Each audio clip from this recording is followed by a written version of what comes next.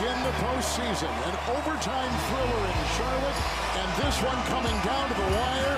The drive, and hit score! Now the Suns down by 2, praying for the lead. Now, rebound Goodwin, knocked away by Grant. The Blazers are going to the playoffs.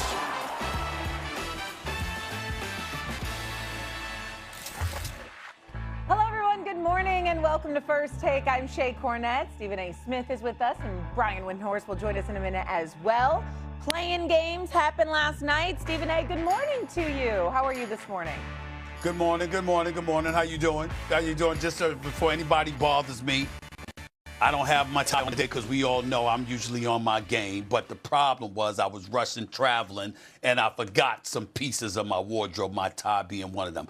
I'm sorry. I apologize. But, Shea, you always holding it down. So we good.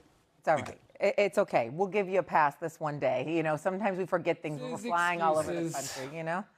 Listen, Wendy, we can't always be as buttoned up as you, all right?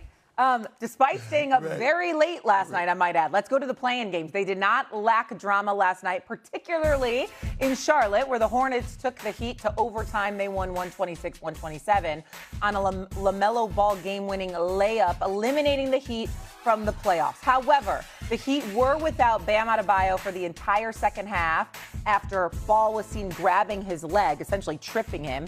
Here was after the game, Coach Spo speaking on it. I don't think it's cute. I don't think it's funny. I think it's a stupid play. It's a dangerous play. Obviously, our best player is out. I'm not making an excuse. The Hornets played great, you know, and they made those plays down the stretch. We had our opportunities to win. I just, that's a shame. You know, he should be penalized for that. I don't think that belongs in the game. You know, tripping guys, you know, shenanigans. And, you know, Curtis was there. It's his responsibility to see that. And if it's not his responsibility, then Zach's got to see it. If, you know, somebody has got to see that, and that, you know, he should have been thrown out of the game, you know, for that. LaMelo, it kind of looked like on film that you might have grabbed his leg. I mean, did you intentionally grab his leg? I haven't even seen. Like I said, I got hit in the head. Didn't even know where I was. But, yeah, just playing basketball. But like I said, sorry, and I'm going to check on him. I appreciate the apology. LaMelo Ball did finish with 30 points and 10 assists. Again, Bam Adebayo did leave with that back injury, and he never returned. And so, Wendy, when you look at that play, do you think Ball should have maybe been eliminated with that game, ejected? What did you think? He could have been ejected. There's a lot of dynamics at play in this particular situation. It's a fast break that starts the opposite way. Bam Adebayo saves the ball from going out of bounds, and the ball goes the other direction. Sometimes officials are loath to call fouls there because the team gets upset that you stopped a fast break.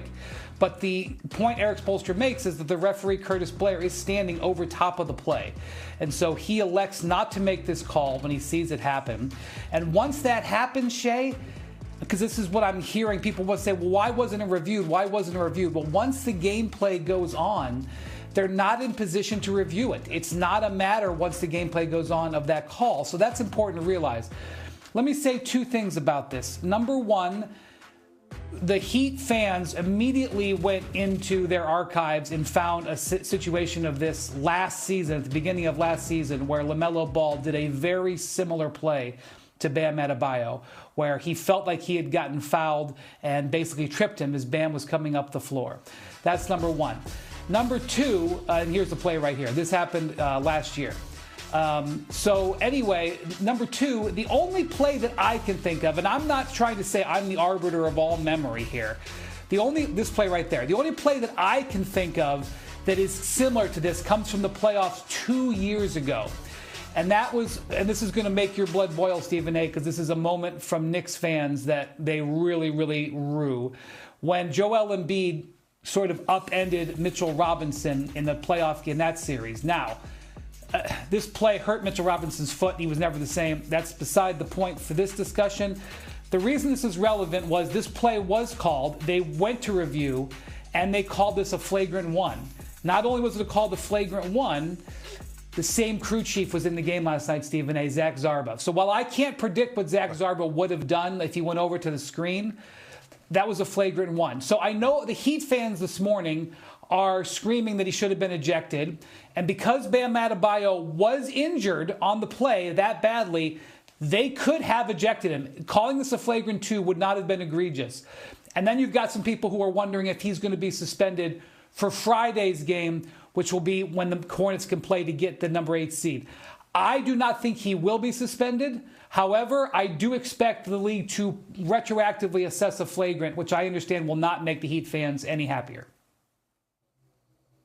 Same here. I get where you're coming from. Let's analyze it from this perspective. When you compare that to what Joel Embiid did to Mitchell Robinson a couple of years back, the yanking of the leg was far more conspicuous, in my opinion, and flagrant than what we saw last night.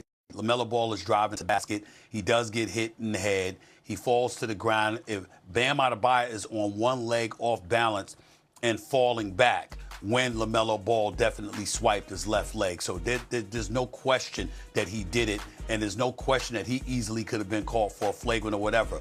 Me personally, I think that it should have been called, but I think an ejection, I think an ejection, particularly considering the magnitude of the game, not knowing at the moment that Bam Adebayo would be unable to return, I think that would have been a bit extreme. And I think the referees made the right decision in terms of not ejecting him. They could have called the flagrant foul. They could have done that. They could have brought attention to it, no doubt. And it's really unfortunate that Bam Adebayo ended up because, like Tyler Hero said post-game, Bam is tough. Bam plays through pain all the time. For him to not come back into the game, you got to appreciate and recognize the severity of it, because this is not a dude that misses action often, and this is not a dude that doesn't have a strong threshold for pain. So for him not to come back, it shows you how significant the injury was, because this is Bam Adebayo we're talking about. That is not normal. But the referees can't possibly know that. And if you got a playoff berth on the line and you got a star like LaMelo Ball, even though he didn't look like one shooting 2 of 16 from three-point range, but if you got a star like LaMelo Ball on a basketball court with a Bam Adebayo and others, you certainly don't want to eject somebody in the second quarter and make that kind of decision, because then some of us would have been complaining about how the officials interfered with the outcome of the game. That's the last thing you want as an official. So we got to take that into consideration. In the end, LaMelo Ball definitely was the wrong play to make. I don't think it warranted an ejection because, again, it wasn't nearly as extreme as Joel Embiid's yanking Mitchell Robinson's leg was. But nevertheless, it was a play. It doesn't have any place in the game. Eric Spoelstra's right to be pretty ticked off about it. A legitimate argument could be made that if Bam Adebayo was on the court, they don't lose this game because we know what he brings to the table for the Miami Heat. All of those things are true. Nobody's wrong here in what they're suggesting. I'm simply making the point that if you are an official with a game of that magnitude, this second quarter, this is LaMelo Ball we're talking about. To have ejected him from the game over that, I think that would have caused a big time stir. And I think that they made the right decision by not ejecting him. But in hindsight, looking at it, there definitely should be a punishment coming down the pike. And most importantly, even though that doesn't, assuage or alleviate any disgust from the Miami Heat faithful, I think it's important for the league to send a message moving forward.